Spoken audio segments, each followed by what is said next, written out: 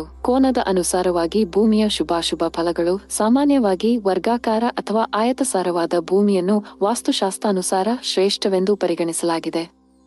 ಆದರೂ ಸಹ ಅವುಗಳ ಕೋನಗಳಲ್ಲಿ ಕಡಿಮೆ ಅಥವಾ ವಿಸ್ತಾರವಾಗಿರುವುದು ಕಂಡುಬಂದಲ್ಲಿ ಇದರಿಂದ ಅವುಗಳ ಫಲದ ಪ್ರಭಾವವು ವ್ಯತ್ಯಾಸವಾಗುತ್ತದೆ. ನಾವೀಗ ಅಂತಹ ಭೂಮಿಗಳ ಬಗ್ಗೆ ವಿವರಿಸುತ್ತೇವೆ. ಇದರ ಕುರಿತಾಗಿ ವಿಚಾರಣೆ ನಡೆಸಬೇಕಾಗುತ್ತದೆ. ಈಶಾನ್ಯ ಕೋನ. ಯಾವ ಭೂಮಿಯ ಈಶಾನ್ಯ ಕೋನವು ಅಧಿಕವಾಗಿರುತ್ತದೋ ಅದು ಶುಭವೆಂದು ಹೇಳಲಾಗಿದೆ. ಇಂತಹ ಭೂಮಿಯ ಮೇಲೆ ಗೃಹ ನಿರ್ಮಿಸುವ ವ್ಯಕ್ತಿಗೆ ಕೀರ್ತಿ, ಖ್ಯಾತಿ ಮತ್ತು ಎಲ್ಲಾ ರೀತಿಯ ಸುಖಗಳು ಪ್ರಾಪ್ತಿಯಾಗುತ್ತವೆ. ಆದರೆ ಇದಕ್ಕೆ ವಿರುದ್ಧವಾಗಿ ಭೂಮಿಯ ಈಶಾನ್ಯ ದಿಕ್ಕಿನಲ್ಲಿ ಕೊರತೆ ಕಂಡುಬಂದಲ್ಲಿ, ಮೊಟಕಾದಂತೆ ಗೋಚರಿಸಿದಲ್ಲಿ ಅದು ಅಶುಭವೆನ್ನಲಾಗಿದೆ. ಇಂತಹ ಭೂಮಿಯ ಮೇಲೆ ಮನೆ ಕಟ್ಟಿ ವಾಸಿಸುವ ವ್ಯಕ್ತಿಗೆ ಯಾವುದೇ ರೀತಿಯ ಯಶಸ್ಸು ದೊರೆಯದು ಮತ್ತು ಯಾವುದೇ ತರಹದ ಸುಖ ನೆಮ್ಮದಿಯೂ ದೊರೆಯುವುದಿಲ್ಲ. ಆಗ್ನೇಯ ಕೋನ. ಯಾವುದೇ ಭೂಮಿಯ ಆಗ್ನೇಯ ಕೋನದಲ್ಲಿ ವರ್ಧಿಸಿದಂತೆ ಅಧಿಕವಾದಂತೆ ಕಂಡುಬಂದಲ್ಲಿ ಅದು ಅಶುಭಕರವೆನ್ನಲಾಗಿದೆ. ಇಂತಹ ಭೂಮಿಯ ಮೇಲೆ ಮನೆ ನಿರ್ಮಿಸಿ ವಾಸಿಸುವ ವ್ಯಕ್ತಿಗೆ ಆರ್ಥಿಕ ಹಾನಿಯ ಜೊತೆಗೆ ರಾಜವ್ಯಯವೂ ಇರುತ್ತದೆ. ಅವರು ಯಾವುದೇ ವ್ಯವಹಾರದಲ್ಲಿ ತೊಡಗಲಿ ಅವರಿಗೆ ಅದರಿಂದ ಸಫಲತೆ ಯಶಸ್ಸು ದೊರಕುವುದಿಲ್ಲ. ಅದೇ ತರಹ ಮೇಲೆ ಹೇಳಿದ್ದಕ್ಕೆ ವಿರುದ್ಧವಾಗಿ ಆಗ್ನೇಯ ಕೋನವು ಕಡಿಮೆ ಅಥವಾ ಮೊಟಕಾಗಿದ್ದಲ್ಲಿ, ತುಂಡಾದಂತೆ ಇದ್ದರೆ ಅದು ಶುಭಪ್ರದವೆಂದು ಹೇಳಲಾಗಿದೆ. ಇಂತಹ ಜಮೀನಿನ ಮೇಲೆ ಮನೆ ನಿರ್ಮಿಸಿ ವಾಸಿಸುವ ವ್ಯಕ್ತಿಗೆ ಸುಖ ಸಮೃದ್ಧಿ ಪ್ರಾಪ್ತವಾಗುತ್ತದೆ ಮತ್ತು ಅವರ ಜೀವನವು ಸುಖದಿಂದ ತುಂಬಿರುತ್ತದೆ. ನೈಋತ್ಯ ಕೋನ. ಯಾವುದೇ ಭೂಮಿಯ ನೈಋತ್ಯ ದಿಕ್ಕಿನಲ್ಲಿ ವರ್ಧಿತವಾಗಿ ಅಧಿಕವಾಗಿ ಕಂಡುಬಂದಲ್ಲಿ ಅದನ್ನು ಅಶುಭವೆಂದು ಪರಿಗಣಿಸಲಾಗಿದೆ. ಇಂತಹ ಭೂಮಿಯ ಮೇಲೆ ಮನೆ ಕಟ್ಟಿ ಇರುವ ವ್ಯಕ್ತಿಯು ಮಾನಸಿಕವಾಗಿ ಮತ್ತು ದೈಹಿಕವಾಗಿ ತೊಂದರೆ ಅನುಭವಿಸಬೇಕಾಗುತ್ತದೆ. ಆರ್ಥಿಕ ದೃಷ್ಟಿಯಿಂದಲೂ ಸಹ ಇದು ಕ್ಷೀಣತೆಯನ್ನು ಸೂಚಿಸುತ್ತದೆ. ಅದೇ ರೀತಿಯಲ್ಲಿ ಈ ನೈಋತ್ಯ ಕೋನವು ಮೊಟಕಾಗಿ ಕಂಡುಬಂದಲ್ಲಿ ಅದು ಕಡಿಮೆಯಾಗಿ ಶುಭ ಫಲದಾಯಕ ಅಲ್ಲವೆಂದು ಹೇಳಲಾಗಿದೆ. ಆದ ಕಾರಣ ಇಂತಹ ಭೂಮಿಯನ್ನು ತೊರೆಯುವುದೇ ಸರಿಯೆಂದು ಹೇಳಲಾಗಿದೆ. ವಾಯುವ್ಯ ಕೋನ. ಯಾವುದೇ ಭೂಮಿಯ ವಾಯುವ್ಯ ಕೋನವು ಅಧಿಕವಾಗಿದ್ದಲ್ಲಿ ಅದನ್ನು ಅಶುಭವೆಂದು ಹೇಳಲಾಗಿದೆ. ಇಂತಹ ನೆಲದ ಮೇಲೆ ಮನೆ ನಿರ್ಮಿಸಿ ವಾಸಿಸುವವರು ಮತ್ತು ಅವರ ಪರಿವಾರದವರು ಸಕಲ ಸಂಕಷ್ಟಗಳನ್ನು ಅನುಭವಿಸಬೇಕಾಗುತ್ತದೆ. ಮನಸ್ಸು ಅಶಾಂತವಾಗಿರುತ್ತದೆ. ಆರ್ಥಿಕ ಸ್ಥಿತಿಯು ಡೋಲಾಯಮಾನವಾಗುತ್ತದೆ. ವಾತರೋಗದಿಂದ ಬಾಧಿತರಾಗಿರುತ್ತಾರೆ. ಇಂತಹ ಹೆಚ್ಚಿನ ವಿಡಿಯೋಗಳಿಗಾಗಿ ನಮ್ಮ ಚಾನೆಲ್ ಅನ್ನು ಸಬ್ಸ್ಕ್ರೈಬ್ ಮಾಡಿ. ಏಕಮಾರ್ಗೀಯ ಭೂಮಿಯ ಫಲ. ಭೂಮಿಯ ಯಾವುದೇ ಒಂದು ದಿಕ್ಕಿನಲ್ಲಿ ಮಾರ್ಗವಿದ್ದಲ್ಲಿ, ಒಂದೇ ದಿಕ್ಕಿನಲ್ಲಿ ಮಾತ್ರ, ಅಂತಹ ಭೂಮಿಯನ್ನು ಏಕಮಾರ್ಗೀಯ ಭೂಮಿ ಎಂದು ಕರೆಯಲಾಗುತ್ತದೆ. ಪೂರ್ವ ದಿಕ್ಕಿಗೆ ಮಾರ್ಗವಿದ್ದಲ್ಲಿ ಶ್ರೇಷ್ಠ ಫಲ ದೊರಕುತ್ತದೆ. ಪಶ್ಚಿಮ ದಿಕ್ಕಿಗೆ ಇದ್ದರೆ ಒಳ್ಳೆಯ ಫಲ ದೊರಕುತ್ತದೆ. ಉತ್ತರ ದಿಕ್ಕಿಗೆ ಇದ್ದಲ್ಲಿ ಉತ್ತಮ ಫಲ ಮತ್ತು ದಕ್ಷಿಣ ದಿಕ್ಕಿಗೆ ಇದ್ದಲ್ಲಿ ಸಾಮಾನ್ಯ ಫಲ ದೊರಕುತ್ತದೆ.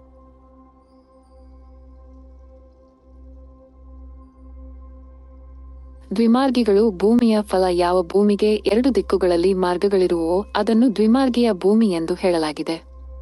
ಇಂತಹ ಭೂಮಿಯಲ್ಲಿ ಉತ್ತರ ಮತ್ತು ಪೂರ್ವ ದಿಕ್ಕಿಗೆ ಮಾರ್ಗಗಳಿದ್ದಲ್ಲಿ ಸುಖ ಸಮೃದ್ಧಿದಾಯಕವೆಂದು, ಅದರಲ್ಲಿ ಧನದ ಸಂಪತ್ತಿಯ ವೃದ್ಧಿಸುವಂತಹುದೆಂದು ಹೇಳಲಾಗಿದೆ. ಇಂತಹ ಭೂಮಿಯು ಶ್ರೇಷ್ಠವೆಂದು ಹೇಳಲಾಗುತ್ತದೆ. ಭೂಮಿಯ ಉತ್ತರ ಮತ್ತು ಪಶ್ಚಿಮ ದಿಕ್ಕುಗಳಲ್ಲಿ ಮಾರ್ಗವಿದ್ದಲ್ಲಿ ಅದು ಸಾಮಾನ್ಯ ಫಲ ನೀಡುವ ಭೂಮಿ ಎಂದು ಕರೆಯಲಾಗುತ್ತದೆ.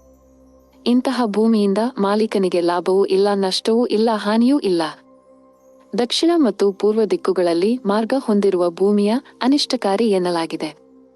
ಇಂತಹ ಭೂಮಿಯನ್ನು ಹೊಂದಿರುವ ಒಡೆಯನು ಸ್ಥಿರನಾಗಿರುವುದಿಲ್ಲ. ದಕ್ಷಿಣ ಮತ್ತು ಪಶ್ಚಿಮ ದಿಕ್ಕುಗಳಲ್ಲಿ ದಾರಿಯನ್ನು ಹೊಂದಿರುವ ಭೂಮಿಯ ಸಾಮಾನ್ಯ ಸ್ಥಿತಿಯದ್ದಾಗಿರುತ್ತದೆ. ಇಂತಹ ಭೂಮಿಯ ಯಜಮಾನನು ಲಾಭವನ್ನು ಹೊಂದುವುದಿಲ್ಲ, ಅವನಿಗೆ ಹಾನಿಯೂ ಉಂಟಾಗುವುದಿಲ್ಲ. ಅದೇ ರೀತಿಯಲ್ಲಿ ಪೂರ್ವ ಮತ್ತು ಪಶ್ಚಿಮ ದಿಕ್ಕುಗಳಿಗೆ ಮಾರ್ಗ ಹೊಂದಿರುವ ಭೂಮಿಯೂ ಸಹ ಸಾಮಾನ್ಯ ಫಲದಾಯಿಯಾಗಿದೆ. ಆದರೆ ಇಂತಹ ಭೂಮಿಯಲ್ಲಿ ಎರಡೂ ಕಡೆ ದ್ವಾರಗಳನ್ನು ನಿರ್ಮಿಸಿದಲ್ಲಿ ಅವರ ಸ್ಥಿತಿಯನ್ನು ಸುಧಾರಿಸಬಹುದಾಗಿದೆ. ದ್ವಿಮಾರ್ಗೀಯ ಭೂಮಿಯಲ್ಲಿ ಉತ್ತರ ಮತ್ತು ದಕ್ಷಿಣ ದಿಕ್ಕುಗಳಲ್ಲಿ ಮಾರ್ಗವಿದ್ದಲ್ಲಿ ಅದರಿಂದ ಸಮ್ಮಿಶ್ರ ಫಲ ದೊರೆಯುತ್ತದೆ. ಇಂತಹ ಭೂಮಿಯಲ್ಲಿ ಮನೆ ನಿರ್ಮಿಸಿ ಅದರಲ್ಲಿ ಉತ್ತರ ದಿಕ್ಕಿಗೆ ಬಾಗಿಲನ್ನು ಇರಿಸಬೇಕು. ತ್ರಿಮಾರ್ಗೀಯ ಭೂಮಿಯ ಫಲ. ಯಾವ ಭೂಮಿಗೆ ಮೂರು ದಿಕ್ಕುಗಳಲ್ಲಿ ಮಾರ್ಗವಿರುವುದೋ ಅಂತಹ ಭೂಮಿಯನ್ನು ತ್ರಿಮಾರ್ಗೀಯ ಭೂಮಿ ಎಂದು ಕರೆಯಲಾಗುತ್ತದೆ. ಇಂತಹ ಭೂಮಿಯು ಶುಭಪ್ರದವಾಗಿದೆ. ಆದರೆ ಸುರಕ್ಷಾತ್ಮಕ ದೃಷ್ಟಿಯಿಂದ ಇಂತಹ ಭೂಮಿಯು ಉಚಿತವೆಂದು ಹೇಳಲಾಗದು. ಹಾಗೇನಾದರೂ ಈ ಭೂಮಿಯ ಒಡೆಯನು ಈ ಭೂಮಿಯಲ್ಲಿ ಗೃಹ ನಿರ್ಮಿಸಿ ವಾಸಿಸಬೇಕೆಂದು ಇಚ್ಛಿಸಿದಲ್ಲಿ ಸುರಕ್ಷತೆಗಾಗಿ ಹೆಚ್ಚು ಗಮನ ನೀಡಿ ವಿಶೇಷ ರೀತಿಯಲ್ಲಿ ನಿರ್ಮಾಣ ಮಾಡಬೇಕಾಗುತ್ತದೆ. ಚತುರ್ಮಾರ್ಗಿಯ ಭೂಮಿಯ ಫಲ ಯಾವ ಭೂಮಿಗೆ 4 ದಿಕ್ಕುಗಳಲ್ಲೂ ಮಾರ್ಗವಿರುವುದೋ ಅದನ್ನು ಚತುರ್ಮಾರ್ಗಿಯ ಭೂಮಿ ಎಂದು ಕರೆಯಲಾಗುತ್ತದೆ. ಇಂತಹ ಭೂಮಿಯು ಅತ್ಯಂತ ಶುಭಕರವಾದುದು. ಇಂತಹ ಭೂಮಿಯ ಮೇಲೆ ಗೃಹ ನಿರ್ಮಿಸಿ ವಾಸಿಸುವ ವ್ಯಕ್ತಿಗೆ ಎಲ್ಲಾ ದಿಕ್ಕಿನಿಂದಲೂ ಧನಲಾಭ ಉಂಟಾಗುತ್ತದೆ. ಈ ನೆಲವು ಸುಖ ಸಂಪದವನ್ನು ವೃದ್ಧಿಗೊಳಿಸುವಂತಹುದಾಗಿದೆ. ಇಂತಹ ಭೂಮಿಯ 4 ದಿಕ್ಕುಗಳಲ್ಲೂ ಹಾದಿಗಳಿದ್ದು ಚತುರ್ಹಾವಿನ ರೂಪದಲ್ಲಿದ್ದರೆ ಅಂತಹ ಭೂಮಿಯು ಸಂಪನ್ನತೆಯನ್ನು ಪ್ರಸಾದಿಸುವಂತಹುದು ಎಂದು ಹೇಳಲಾಗಿದೆ. ಗೃಹದ ಆಕಾರಗಳ ಪರಿವರ್ತನೆ ಮನೆಯಲ್ಲಿ ಯಾವುದೇ ಒಂದೆಡೆ ಅಧಿಕಗೊಳಿಸಬಾರದು, ವೃದ್ಧಿಸಬಾರದು. ಹಾಗೇನಾದರೂ ಮಾಡಬೇಕಿದ್ದಲ್ಲಿ ಎಲ್ಲಾ ದಿಕ್ಕುಗಳಲ್ಲೂ ಒಂದೇ ಸಮನಾಗಿ ವೃದ್ಧಿಸಬೇಕು. ಮನೆಯಲ್ಲಿ ಪೂರ್ವ ದಿಕ್ಕಿನಲ್ಲಿ ವೃದ್ಧಿಸಿದರೆ ಮಿತ್ರರ ಜೊತೆ ವೈರತ್ವ ಉಂಟಾಗುತ್ತದೆ. ದಕ್ಷಿಣ ದಿಕ್ಕಿಗೆ ಮಾತ್ರ ವೃದ್ಧಿಸಿದಲ್ಲಿ ಮೃತ್ಯು ಮತ್ತು ಶತ್ರುಭಯ ಉಂಟಾಗುತ್ತದೆ. ಪಶ್ಚಿಮ ದಿಕ್ಕಿಗೆ ವೃದ್ಧಿಸಿದಲ್ಲಿ ಧನದ ನಾಶ ಉಂಟಾಗುತ್ತದೆ. ಉತ್ತರ ದಿಕ್ಕಿಗೆ ವೃದ್ಧಿಸಿದಲ್ಲಿ ಮಾನಸಿಕ ಸಂತಾಪವು ಅಧಿಕವಾಗುತ್ತದೆ. ಆಗ್ನೇಯ ದಿಕ್ಕಿನಲ್ಲಿ ವೃದ್ಧಿಸಿದಲ್ಲಿ ಅಗ್ನಿಯಿಂದ ಭಯ ಪ್ರಾಪ್ತಿಯಾಗುತ್ತದೆ. ನೈಋತ್ಯ ದಿಕ್ಕಿನಲ್ಲಿ ವೃದ್ಧಿಸಿದಲ್ಲಿ ಶಿಶುಗಳ ನಾಶ ಉಂಟಾಗುತ್ತದೆ. ವಾಯುವ್ಯ ದಿಕ್ಕಿನಲ್ಲಿ ವೃದ್ಧಿಸಿದಲ್ಲಿ ವಾತರೋಗ ವ್ಯಾಧಿ ಉತ್ಪನ್ನವಾಗುತ್ತದೆ. ಈಶಾನ್ಯ ದಿಕ್ಕಿನಲ್ಲಿ ವೃದ್ಧಿಸಿದಲ್ಲಿ ಅನ್ನದ ಹಾನಿ ಉಂಟಾಗುತ್ತದೆ. ಭೂಮಿಯ ವಾಸ್ತುಜ್ಞಾನ ವಾಸ್ತುಶಾಸ್ತ್ರದಲ್ಲಿ ವಿವಿಧ ಆಕಾರಗಳ ಭೂಮಿಯ ಆಕಾರ ಪ್ರಕಾರಗಳ ಕುರಿತಾದ ವರ್ಣನೆಯಿದ್ದು ಅವುಗಳಿಂದ ಉಂಟಾಗುವ ಪ್ರಭಾವಗಳನ್ನು ತಿಳಿಸಲಾಗಿದೆ. ಯಾವ ವಿನ್ಯಾಸದ ಭೂಮಿಯಿಂದ ಜೀವನದಲ್ಲಿ ಏನು ಫಲ ಉಂಟಾಗುತ್ತದೆ ಎಂಬುದನ್ನು ಈ ಅಧ್ಯಾಯದಲ್ಲಿ ವರ್ಣಿಸಲಾಗಿದೆ. ಯಾರೇ ಆಗಲಿ ಯಾವುದೇ ಆಕಾರದ ಭೂಮಿಯ ಮೇಲೆ ಮನೆ ನಿರ್ಮಿಸಲು ಆಲೋಚಿಸಿದರೂ ಸಹ ಅವುಗಳ ಆಕಾರ ಪ್ರಕಾರಗಳ ಬಗ್ಗೆ ತಿಳಿದುಕೊಳ್ಳುವುದು ಅವಶ್ಯವಾಗಿದೆ. ಆಯತಾಕಾರದ ಭೂಮಿ ಯಾವ ಭೂಮಿಯಲ್ಲಿ 2 ಭುಜಗಳು ಸಮನಾಗಿದ್ದು ಮತ್ತು ಕೋನಗಳು ಸಮನಾಗಿರುತ್ತವೋ ಹಾಗೂ ಅಗಲವಾದ ಭುಜಗಳು ಉದ್ದವಾಗಿದ್ದಲ್ಲಿ ಅದನ್ನು ಆಯತಾಕಾರ ಭೂಮಿ ಎಂದು ಕರೆಯಲಾಗುತ್ತದೆ. ಇಂತಹ ಭೂಮಿಯ ಮೇಲೆ ಮನೆಯನ್ನು ಕಟ್ಟಿದಲ್ಲಿ ಆ ವ್ಯಕ್ತಿಯ ಜೀವನ ಸುಖ ಶಾಂತಿ ಪೂರ್ಣವೂ ವೈಭವಮಯವೂ ಆಗಿರುತ್ತದೆ. ಅವನ ಎಲ್ಲಾ ಕಾರ್ಯಗಳು ಸಫಲವಾಗುತ್ತವೆ ಮತ್ತು ಎಂದಿಗೂ ಧನದ ಅಭಾವವಿರುವುದಿಲ್ಲ. ವರ್ಗಾಕಾರವಾದ ಭೂಮಿ ಯಾವ ಭೂಮಿಯ ಉದ್ದ ಮತ್ತು ಅಗಲವು ಸಮ ಪ್ರಮಾಣದಲ್ಲಿದ್ದು ಎಲ್ಲಾ ಕೋನಗಳು ಸಮವಾಗಿರುವುದೋ ಅಂತಹುದನ್ನು ವರ್ಗಾಕಾರ ಭೂಮಿ ಎನ್ನಲಾಗುತ್ತದೆ. ಇಂತಹ ಭೂಮಿಯು ಶುಭಕರವಾದುದು. ಇಂತಹ ನೆಲದ ಮೇಲೆ ಗೃಹ ನಿರ್ಮಾಣ ಮಾಡಿ ಇದರಲ್ಲಿ ವಾಸಿಸುವವರು ಆರ್ಥಿಕ ಕ್ಷೇತ್ರದಲ್ಲಿ ಸತತವಾಗಿ ಉನ್ನತಿಯನ್ನು ಸಾಧಿಸುತ್ತಾರೆ. ಅಂತಹವರಿಗೆ 4 ದಿಕ್ಕಿನಿಂದ ಅನಾಯಾಸವಾಗಿ ಆರ್ಥಿಕ ನೆರವು ದೊರೆಯುತ್ತಲೇ ಇರುತ್ತದೆ. ಎಂದಿಗೂ ಧನದ ಅಭಾವ ಅವರಿಗಾಗುವುದಿಲ್ಲ. ವೃತ್ತಾಕಾರದ ಭೂಮಿ ಯಾವ ಭೂಮಿಯು ಗೋಲದ ತರಹ ವೃತ್ತಾಕಾರವಾಗಿರುವುದೋ ಅದನ್ನು ವೃತ್ತಾಕಾರದ ಭೂಮಿ ಎಂದು ಕರೆಯಲಾಗುತ್ತದೆ. ವೃತ್ತಾಕಾರದ ಭೂಮಿಯು ಸದೈವ ಸುಖ, ಸಮೃದ್ಧಿ, ಯಶಸ್ಸು, ಸನ್ಮಾನ, ಗೌರವವನ್ನು ತರುವಂತಹುದಾಗಿದೆ. ಇಂತಹ ಭೂಮಿಯ ಮೇಲೆ ಮನೆಯನ್ನು ಕಟ್ಟಿ ಇರುವವರಿಗೆ ವಿವಿಧ ಮಾಧ್ಯಮದಿಂದ ಧನಲಾಭ ಉಂಟಾಗುತ್ತದೆ. ಚಕ್ರಾಕಾರ ಭೂಮಿ ಯಾವ ಭೂಮಿಯ ಆಕಾರವು ಚಕ್ರದ ರೀತಿಯಲ್ಲಿರುವುದೋ ಅದನ್ನು ಚಕ್ರಾಕಾರದ ಭೂಮಿ ಎನ್ನಲಾಗುತ್ತದೆ. ಇದರ ಆಕಾರವು ಸ್ವಲ್ಪ ವೃತ್ತಾಕಾರಕ್ಕೆ ಹೋಲುತ್ತಿದ್ದರೂ ಇದರಿಂದ ದೊರೆಯುವ ಪ್ರತಿಫಲ ಮಾತ್ರ ಸರ್ವತ್ರ ವಿಭಿನ್ನವಾಗಿದೆ. ವೃತ್ತಾಕಾರದಲ್ಲಿ ಶುಭವಾಗುವಂತಹುದು, ಅದೇ ಚಕ್ರಾಕಾರದಲ್ಲಿ ಎಲ್ಲವೂ ಅಶುಭದಾಯಿಯಾಗಿದೆ. ಏಕೆಂದರೆ ಇಂತಹ ಭೂಮಿಯ ಮೇಲೆ ಗೃಹ ನಿರ್ಮಾಣ ಮಾಡಿ ವಾಸ ಮಾಡುವವರಿಗೆ ದಾರಿದ್ರ್ಯ ಉಂಟಾಗುತ್ತದೆ. ಧನಾಗಮನವು ದೂರವಾಗುತ್ತದೆ. ಕೂಡಿಟ್ಟಿದ್ದು ಶೂನ್ಯವಾಗುತ್ತದೆ. ಯಾವಾಗಲೂ ಇಲ್ಲ ಎನ್ನುವ ಕೂಡಿಟ್ಟಿದ್ದು ಹಾಹಾಕಾರವಿರುತ್ತದೆ. ಷಟ್ಕೋಣಾಕಾರವಾದ ಭೂಮಿ ಯಾವ ಭೂಮಿಯು ಸಮನಾದ ಷಟ್ಕೋನಗಳನ್ನು ಮತ್ತು 6 ಭುಜಗಳನ್ನು ಹೊಂದಿರುವುದೋ ಅದನ್ನು ಷಟ್ಕೋಣಾಕಾರ ಭೂಮಿ ಎನ್ನಲಾಗುತ್ತದೆ. ಇಂತಹ ನೆಲದ ಮೇಲೆ ಮನೆ ನಿರ್ಮಿಸಿ ವಾಸಿಸುವವರಿಗೆ ಸುಖ ಸಂಪತ್ತು ಲಭಿಸುತ್ತದೆ ಮತ್ತು ಅವರ ಜೀವನವು ಸತತ ಉನ್ನತಿಯೆಡೆಗೆ ಸಾಗುತ್ತಿರುತ್ತದೆ. ತ್ರಿಕೋಣಾಕಾರ ಭೂಮಿ ಯಾವ ಭೂಮಿಯ ಸಮ ಪ್ರಮಾಣದ 3 ಕೋನಗಳನ್ನು 3 ಭುಜಗಳನ್ನು ಹೊಂದಿರುವುದೋ ಅದನ್ನು ತ್ರಿಕೋಣಾಕಾರ ಭೂಮಿ ಎನ್ನಲಾಗುತ್ತದೆ. ಇಂತಹ ಭೂಮಿಯ ಮೇಲೆ ಗೃಹ ನಿರ್ಮಿಸಿ ವಾಸಿಸುವವರು ಅಶುಭತ್ವವನ್ನು ಭೋಗಿಸಬೇಕಾಗುತ್ತದೆ. ಅಂದರೆ ನಿರ್ಧನರು, ದುಃಖಿಗಳು ಕೇಶಪೂರ್ಣ ಜೀವನವನ್ನು ಅನುಭವಿಸಬೇಕಾಗುತ್ತದೆ. ಅಂತಹವರು ಸದಾ ಕೋರ್ಟಿಗೆ ಅಲೆದಾಡುವಂತಹವರಾಗಿರುತ್ತಾರೆ ಮತ್ತು ದಂಡನೆಯನ್ನು ಹೊಂದುತ್ತಾರೆ. ಒಟ್ಟಿನಲ್ಲಿ ಇಂತಹ ಭೂಮಿಯು ಅಶುಭದಾಯಕವೇ ಸರಿ. ಅಂಡಾಕಾರದ ಭೂಮಿ ಯಾವ ಭೂಮಿಯ ಆಕಾರವು ಕೋಳಿ ಮೊಟ್ಟೆಯ ತರಹ ಅಂಡಾಕಾರದಲ್ಲಿರುವುದೋ ಅದನ್ನು ಅಂಡಾಕಾರದ ಭೂಮಿ ಎಂದು ಕರೆಯಲಾಗುತ್ತದೆ. ಇಂತಹ ಭೂಮಿಯು ಅಶುಭದಾಯಕವಾಗಿದೆ. ಇಂತಹ ಭೂಮಿಯ ಮೇಲೆ ಮನೆ ನಿರ್ಮಿಸಿ ವಾಸಿಸುವ ವ್ಯಕ್ತಿಯು ಅನೇಕ ರೀತಿಯ ತೊಂದರೆಗಳನ್ನು ಎದುರಿಸಬೇಕಾಗುತ್ತದೆ. ಅಂದರೆ ಅರ್ಥಾಭಾವ, ಪ್ರಗತಿಗೆ ಬಾಧಿತವಾಗುವುದು, ಹಣದ ಆಗಮನದ ಹಾದಿ ಮುಚ್ಚಿ ಹೋಗುವುದು, ರೋಗಗಳು ಮತ್ತು ಕೊಳ್ಳುವುದು ಇತ್ಯಾದಿ ಆಗುತ್ತವೆ. ಒಟ್ಟಿನಲ್ಲಿ ಇಂತಹ ಭೂಮಿಯ ಮೇಲೆ ನಿರ್ಮಿಸಿದ ಗೃಹವು ಕಷ್ಟಪದವೆಂದು ಸಾಬೀತಾಗಿದೆ. ಸಿಂಹಮುಖಾಕಾರವಾದ ಭೂಮಿ ಯಾವ ಭೂಮಿಯು ಆರಂಭದಲ್ಲಿ ಚಿಕ್ಕದಾಗಿದ್ದು ಅಂತ್ಯಭಾಗವು ದೊಡ್ಡದಾಗಿರುತ್ತದೋ ಅಥವಾ ಪ್ರವೇಶ ಭಾಗವು ಚಿಕ್ಕದಾಗಿದ್ದು ಕೊನೆಯ ಭಾಗವು ಹರಡಿದಂತೆ ಅಗಲವಾಗಿರುವುದೋ ಅದನ್ನು ಸಿಂಹಮುಖಾಕಾರವಾದ ಭೂಮಿ ಎನ್ನಲಾಗುತ್ತದೆ. ಇಂತಹ ಭೂಮಿಯು ತೆರೆದ ದೃಷ್ಟಿಯೂ ಇರುವುದರಿಂದ ಲಾಭಪ್ರದವಾಗಿದೆ. ಆದರೆ ಇದರಲ್ಲಿ ವಾಸಿಸುವುದು ಸೂಕ್ತವಲ್ಲ. ಇದರಲ್ಲಿ ವ್ಯವಸಾಯ, ವ್ಯಾಪಾರ ಮಾಡಿದಲ್ಲಿ ಫಲಕಾರಿ ಮತ್ತು ಲಾಭಕಾರಿಯೂ ಆಗಿದೆ.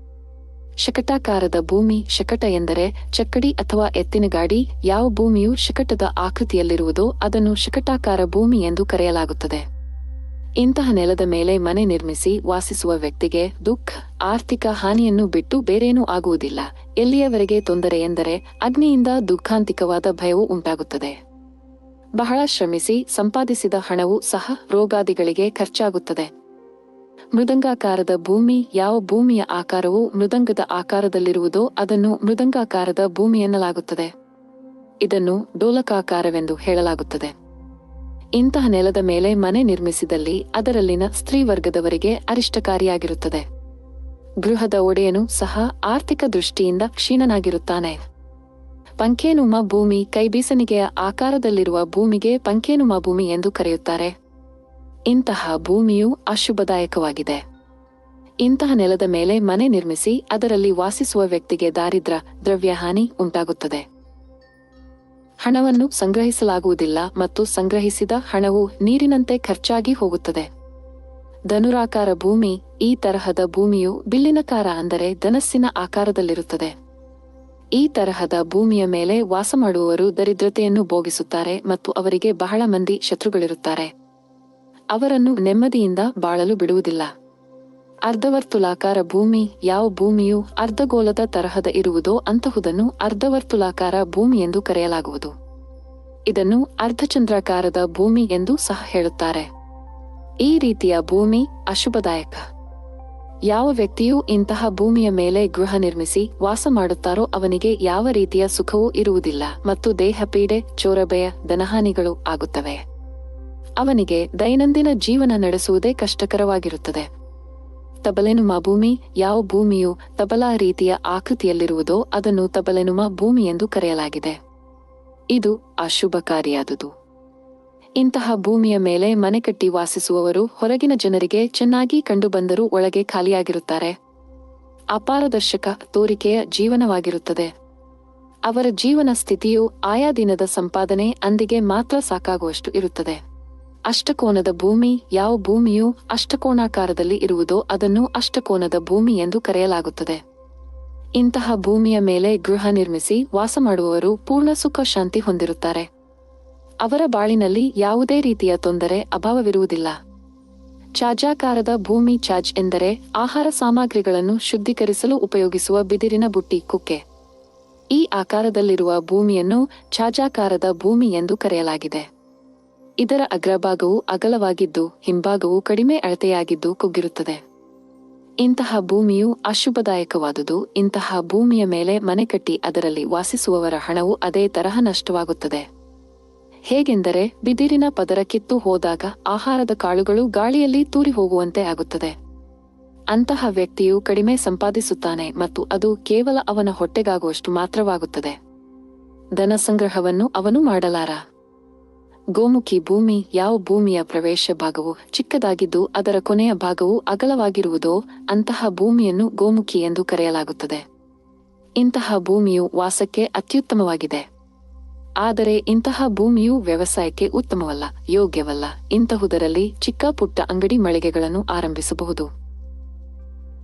ದ್ವಿರತಾಕಾರ ಭೂಮಿ. ಯಾವ ಭೂಮಿಯು ಮುಂಭಾಗದಲ್ಲಿ ಅಗಲವಿರುವುದೋ ಅದನ್ನು ದ್ವಿರತಾಕಾರದ ಭೂಮಿ ಎಂದು ಕರೆಯಲಾಗಿದೆ. ಇಂತಹ ಭೂಮಿಯ ಮೇಲೆ ಗೃಹ ನಿರ್ಮಿಸಿ ವಾಸಿಸುವವರು ಅಸ್ಥಿರ ವಿಚಾರದವರಾಗಿರುತ್ತಾರೆ. ಚಂಚಲ ಚಿತ್ತರಾಗಿರುತ್ತಾರೆ. ಅವರು ಒಂದೆಡೆ ಕುಳಿತುಕೊಳ್ಳಲಾರರು ಮತ್ತು ಒಂದೇ ಕೆಲಸದಲ್ಲಿ ನಿರತರಾಗಿರುವುದಿಲ್ಲ. ಆದ ಕಾರಣ ಈ ರೀತಿಯ ಭೂಮಿಯನ್ನು ಖರೀದಿಸಲೇಬಾರದು. ಕಾಗಮುಖಿ ಭೂಮಿ. ಪಂಕೇನುಮ ಭೂಮಿಯನ್ನು ಬಹಳವಾಗಿ ಹೋಲುವುದರಿಂದ ಇದನ್ನು ಕಾಗಮುಖಿ ಭೂಮಿ ಎಂದು ಕರೆಯಲಾಗಿದೆ. ಅಂದರೆ ಈ ಭೂಮಿಯ ಆರಂಭ ಭಾಗವು ಚಿಕ್ಕದಾಗಿದ್ದು ಅಂತ್ಯದ ಭಾಗವು ಅಗಲವಾಗಿರುತ್ತದೆ. ಇಂತಹ ಭೂಮಿಯ ಮೇಲೆ ಮನೆ ನಿರ್ಮಿಸಿ ವಾಸಿಸುವವರು ಎಲ್ಲಾ ರೀತಿಯಲ್ಲೂ ಸುಖಿಗಳಾಗಿರುತ್ತಾರೆ. ಚತುಷ್ಕೋಣೀಯ ಭೂಮಿ ಯಾವ ಭೂಮಿಯು ಉದ್ದ ಮತ್ತು ಅಗಲದ ಕೋನಗಳನ್ನು ಎದುರು ಬದರಾಗಿ ಸಮನಾಗಿ ಹೊಂದಿರುವುದೋ ಅದನ್ನು ಚತುಷ್ಕೋಣೀಯ ಭೂಮಿ ಎನ್ನಲಾಗುತ್ತದೆ. ಇಂತಹ ಭೂಮಿಯ ಮೇಲೆ ಗೃಹ ನಿರ್ಮಿಸಿ ವಾಸಿಸುವರು ಸುಖ ಶಾಂತಿಯಿಂದ ಜೀವನ ನಡೆಸುತ್ತಾರೆ. ಟಿ ಶೇಪ್ ಭೂಮಿ ಆಂಗ್ಲ ಭಾಷೆಯ ಟಿ ಆಕಾರದಲ್ಲಿ ಇರುವ ಭೂಮಿಯನ್ನು ಟಿ ಶೇಪ್ ಭೂಮಿ ಎಂದು ಕರೆಯಲಾಗಿದೆ. ಇಂತಹ ಭೂಮಿಯ ಮೇಲೆ ಗೃಹ ನಿರ್ಮಿಸಿ ವಾಸಿಸುವ ವ್ಯಕ್ತಿಯು ಎಂದಿಗೂ ಸುಖವಾಗಿರುವುದಿಲ್ಲ. ಆರ್ಥಿಕ ಸಂಕಟವನ್ನು ಸದಾ ಹೊಂದಿದ್ದು ದೇಹಪೀಡಿಯಲ್ಲಿ ಯಾವಾಗಲೂ ಮುಳುಗಿರುತ್ತಾನೆ. ಅವನಲ್ಲಿ ಒಂದಲ್ಲ ಒಂದು ಸಮಸ್ಯೆಗಳು ಉತ್ಪನ್ನವಾಗುತ್ತಲೇ ಇರುತ್ತವೆ. ಭೂಮಿಯನ್ನು ಹೇಗೆ ಶುದ್ಧೀಕರಿಸಬೇಕು? ಸಮ್ಮಾರ್ಜನ ಗುಡಿಸುವುದು, ಸಗಣಿ ಇತ್ಯಾದಿ ಗೋಮಯದಿಂದ ಸಾರಿಸುವುದು, ಗೋಮೂತ್ರದಿಂದ, ಗಂಗಾಜಲದಿಂದ ಸಾರಿಸುವುದು, ಮೇಲಿನ ಮಣ್ಣನ್ನು ತೆಗೆದು ಹೊರಹಾಕಬೇಕು. ಒಂದು ದಿನ ರಾತ್ರಿ ಆ ಸ್ಥಳದಲ್ಲಿ ಹಸುಗಳನ್ನು ನೆಲೆಸುವಂತೆ ಮಾಡಬೇಕು. ಈ 5 ಪ್ರಕಾರದಿಂದ ಭೂಮಿಯನ್ನು ಶುದ್ಧೀಕರಿಸಬಹುದು. ಭೂಮಿಯ ಆಸುಪಾಸಿನಲ್ಲಿ ಗೋವಿನ ಮೂಳೆಗಳು ಕಂಡಲ್ಲಿ ರಾಜಭಯವೆಂದು, ಮನುಷ್ಯನ ಮೂಳೆ ಕಂಡಲ್ಲಿ ಸಂತಾನನಾಶವೆಂದು, ಕುರಿ ಮೇಕೆಗಳ ಮೂಳೆ ಕಂಡಲ್ಲಿ ಅಗ್ನಿ ಭಯವೆಂದು, ಕುದುರೆಯ ಮೂಳೆ ದೊರಕಿದಲ್ಲಿ ರೋಗ ಭೀತಿಯೆಂದು, ಕತ್ತೆ ಅಥವಾ ಒಂಟೆಯ ಮೂಳೆ ಕಂಡಲ್ಲಿ ಹಾನಿಯೆಂದು, ನಾಯಿಯ ಮೂಳೆ ದೊರಕಿದಲ್ಲಿ ಅದರಿಂದ ಯಾವ ದೋಷವೂ ಉಂಟಾಗದು. ಇಂತಹ ಹೆಚ್ಚಿನ ವಿಡಿಯೋಗಳಿಗಾಗಿ ನಮ್ಮ ಚಾನೆಲ್ ಅನ್ನು ಸಬ್ಸ್ಕ್ರೈಬ್ ಮಾಡಿ.